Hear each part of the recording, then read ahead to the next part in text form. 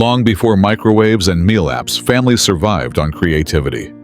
When cupboards were nearly empty, our grandparents turned scraps into comfort, stretching a handful of flour, a pinch of salt, and a little hope into a full meal.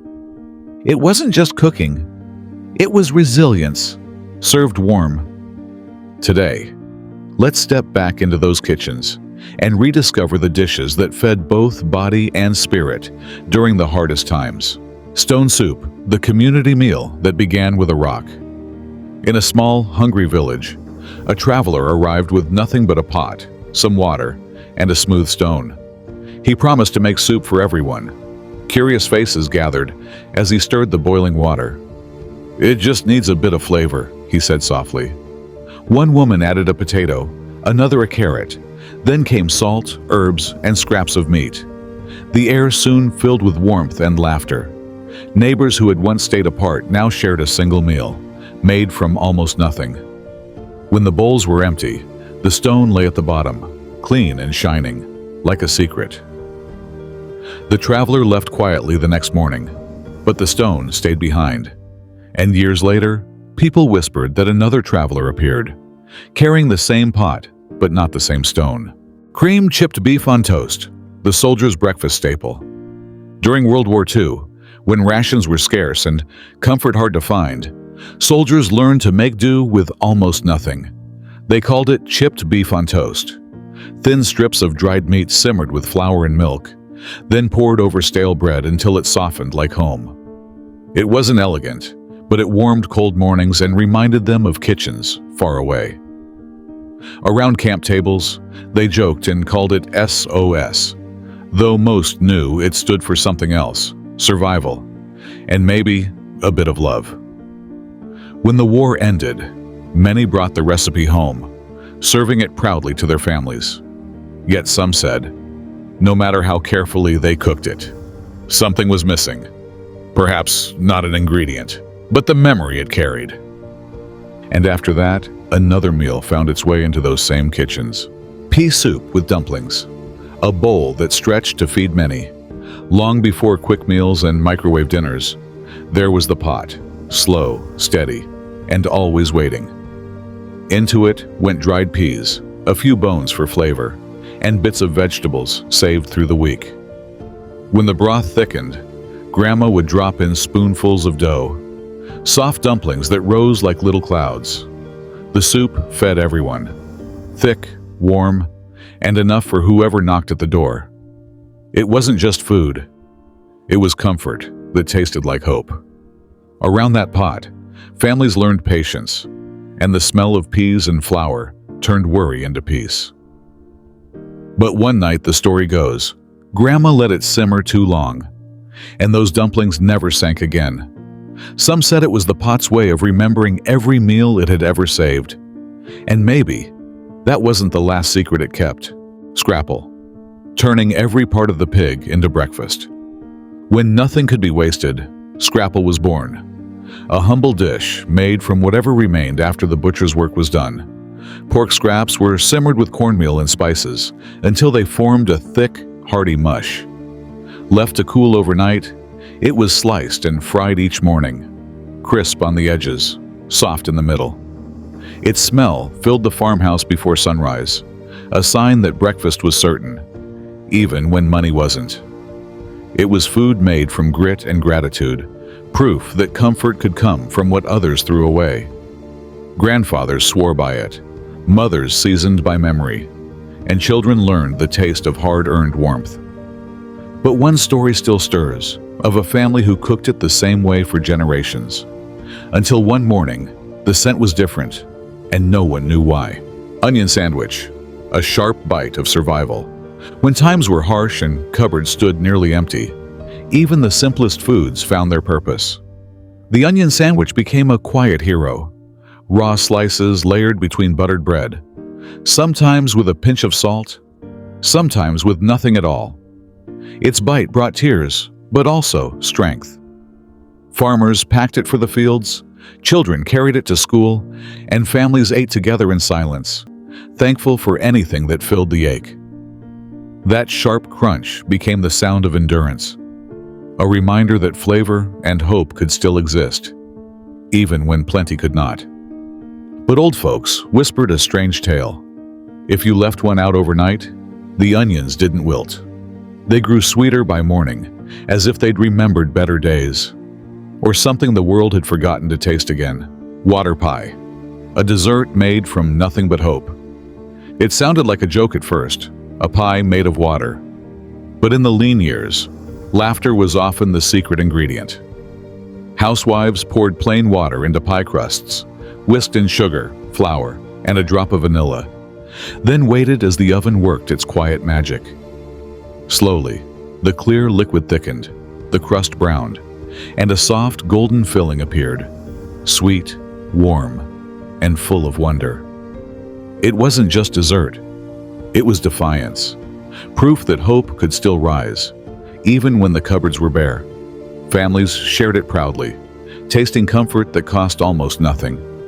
And when the last crumbs were gone, someone asked what else could be made from nothing at all. And that's when another idea began to stir in the kitchen. One that would surprise even the most resourceful cook. Dandelion salad, foraging freshness from the yard. Before supermarkets and bright produce aisles, our grandparents turned to the earth, sometimes no farther than their own yards. Dandelion greens, bitter yet fresh, were gathered from fields and washed in cold water, then dressed with a splash of vinegar or a spoonful of bacon fat when they had it to spare. Each bite tasted of spring's return, sharp, honest, and full of life.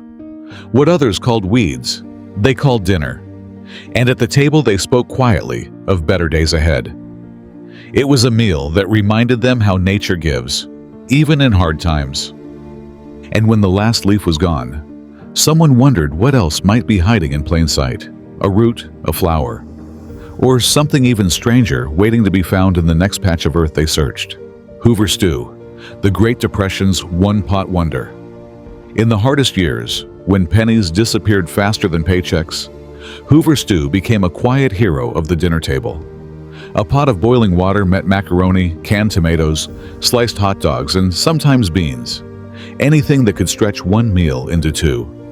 It bubbled on wood stoves and open fires, its scent carrying both hunger and hope. Every serving was proof that survival came from creativity more than comfort.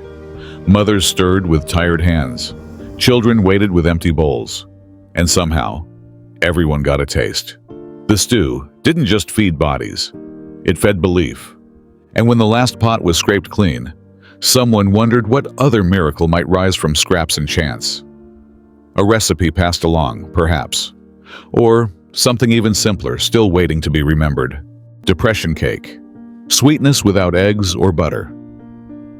When the world grew quiet with worry and cupboards echoed with emptiness, people still longed for sweetness. From that hunger came the depression cake, baked without eggs, milk, or butter, yet rich with heart. Flour, vinegar, cocoa, and a drizzle of oil turned into small miracles, rising soft and dark in battered pans. It wasn't just dessert. It was defiance. Joy baked golden when the world had gone gray. Families sliced it thin, passing hope around the table with every crumb. It tasted like comfort, like courage, like tomorrow. Yet one recipe carries a whisper of warning. Never bake it on a stormy night. Some say the cake still swells higher than it should, as if remembering every empty stomach it once fed, or perhaps reaching towards something else entirely. Potato soup, a simple bowl of comfort and strength. When nights grew long and the wind pressed cold fingers against thin windows, one thing could still chase the chill away: potato soup.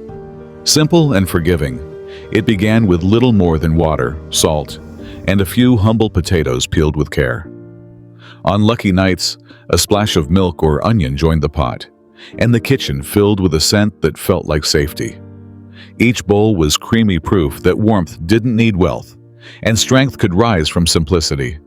Families shared it quietly, spoon by spoon, until silence turned to comfort. Yet some still whisper what one grandmother once swore: if you stir it too long, the soup begins to murmur your name. And on the coldest nights of all, some say it answers. Fried potato peels, Waste not, want not snack. In the frugal kitchens of the past, nothing ever truly went to waste. Not even the peels. After the potatoes were stripped for soups or stews, those thin skins were saved, dried, and tossed into a hot pan with a pinch of salt or grease. They curled and crisped, sizzling into golden ribbons of flavor that crackled like tiny triumphs. Children waited eagerly by the stove, knowing these scraps were their secret treat, crunchy proof that even leftovers had worth. Each bite carried a whisper of pride, a reminder that resourcefulness was its own kind of wealth. But there's an old tale from one farmhouse where the peels never browned, no matter the flame. They say the cook heard them hiss her name just before the pan went cold. Bread pudding, turning stale loaves into warm dessert. When bread went stale, our grandparents didn't see waste. They saw opportunity. Cubes of yesterday's loaf were soaked in milk, sugar, and eggs, if any were left, then baked until the kitchen filled with a scent that could soften even the hardest day. Each bite was tender, sweet, and familiar, a reminder that comfort often comes from what we already have. Some added raisins, others a drizzle of syrup. But the magic was always the same, turning scraps into something that felt like love. It wasn't just dessert. It was hope reborn from crumbs. Still, there's one recipe no one dares to repeat, the one that called for a whisper of cinnamon at midnight. They say whoever followed it heard someone humming softly by the oven, long after the fire went out. Ham hock beans, flavor pulled from the bone. In the old days, when meat was a treasure and every scrap mattered, the ham hock was never wasted. That single smoky bone, simmered with beans, onions, and patience, could fill a home with comfort richer than gold. The pot bubbled all day, the scent drifting through thin walls, calling families to gather before the sun went down. Each bowl was thick and honest, proof that love could rise from leftovers.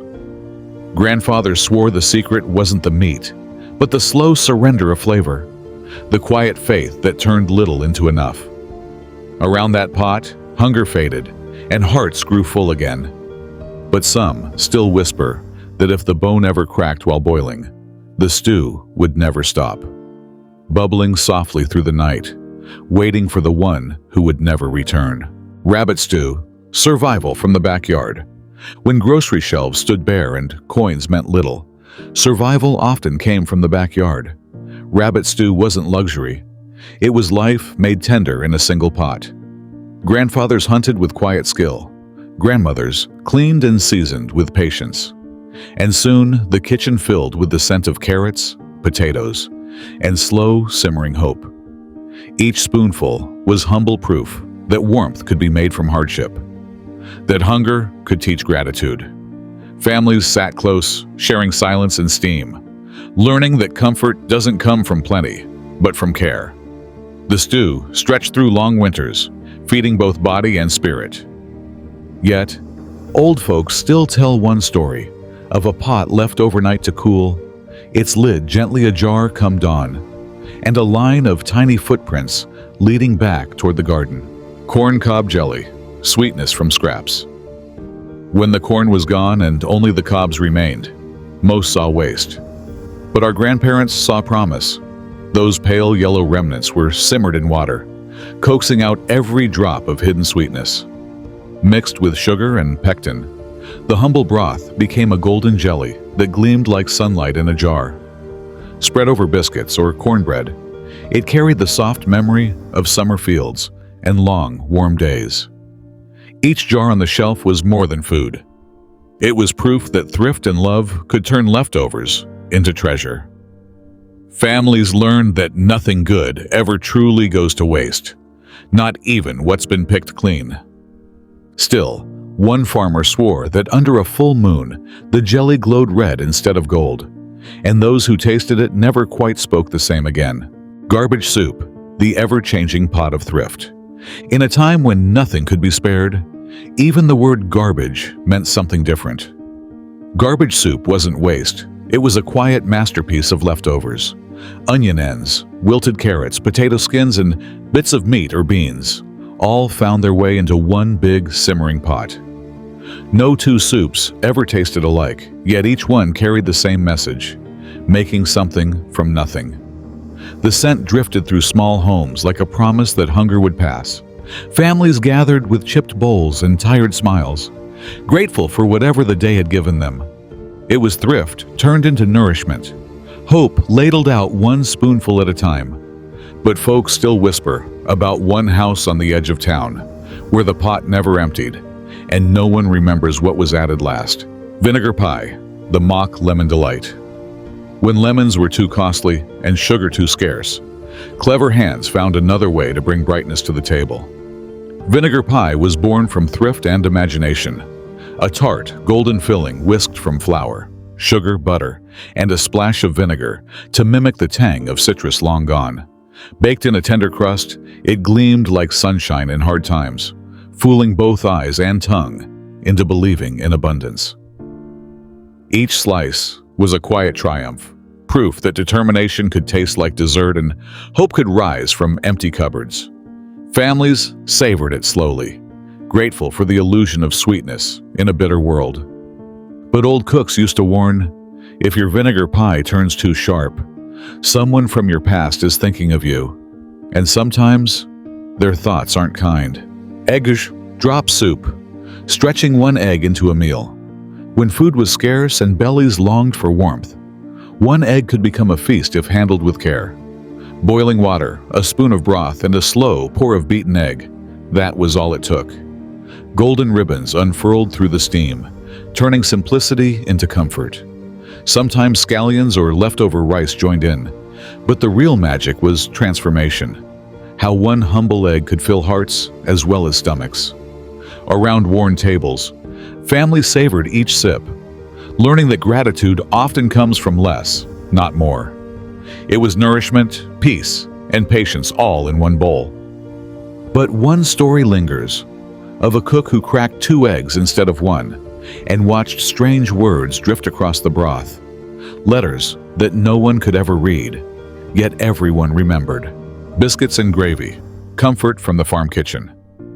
Before sunrise, when the mist still clung to the fields, old farm kitchens woke with the smell of biscuits baking.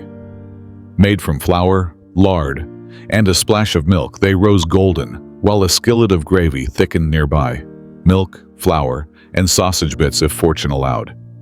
It was a meal built from patience and hope, hearty enough to carry families through long days of work. Around worn tables, calloused hands passed plates, and though laughter was scarce, gratitude was always there. Every bite was warmth disguised as simplicity, a reminder that comfort doesn't need plenty. Yet, old cooks still whisper, if you stir the gravy too long, it begins to hum, a low tune older than the farm itself, one no one's ever stayed long enough to finish hearing. Fried bologna sandwich, the poor man's steak. In the days when real steak was a dream too costly to chase, a single slice of bologna took its place. Dropped onto a hot skillet, it sizzled, curled, and browned at the edges, filling the kitchen with a smoky scent that felt richer than gold. Slapped between 2 pieces of bread, maybe with mustard, maybe plain, it became a small miracle of comfort. Factory workers, school children, and tired fathers carried its flavor through long shifts and longer days. It was cheap, quick, and quietly proud. Proof that satisfaction isn't measured by cost, but by care. Each bite reminded them that dignity could still be served warm. Yet, one factory cook whispered that when she fried it alone at night, the bologna uncurled by itself, as if waiting for a second plate. Ham-bone beans, generosity stretched over days. When the holiday ham was gone and only the bone remained, our grandparents didn't see scraps. They saw another meal waiting to be born. That bone, heavy with memory and flavor, was dropped into a pot of dried beans, onions, and water. Slowly, the broth deepened to a smoky gold, each bubble pulling out the last gift it had to give. Families ate it for days, thickening and reheating until it became more comfort than soup, more love than meal. It was humble, honest cooking, the kind that stretched both ingredients and hope. Around the table, no one left hungry. Yet one widow swore her pot never emptied. No matter how much she served, it always filled itself by morning. And one steaming bowl sat waiting at the head of the table. Tomato gravy, the garden's gift in a pan. When summer's garden began to fade and the last tomatoes hung heavy on the vine, nothing was wasted. Those soft, sun-warmed fruits were peeled, crushed, and simmered down with a little flour, butter, and milk, transforming into a silky gravy that tasted like sunshine, clinging to the tongue.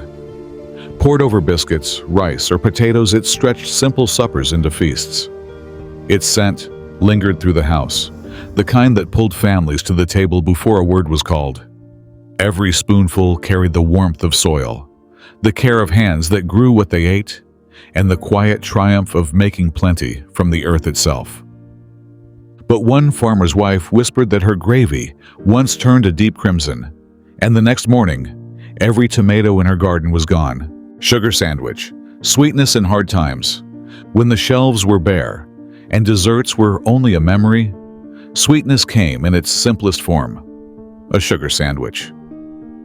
2 slices of bread, a dusting of sugar, maybe a thin smear of butter if fortune smiled. Crunchy, sweet, and gone in seconds. It tasted like childhood in an age that had forgotten laughter. Mothers made them to quiet hungry bellies, and children pretended it was cake, because imagination often filled what money could not. The sugar sparkled like bits of hope, catching the morning light through worn kitchen windows, whispering that joy still existed between 2 humble slices. Yet, one old tale tells of a girl who left hers untouched overnight, and by dawn, the sugar had melted into faint, glimmering words.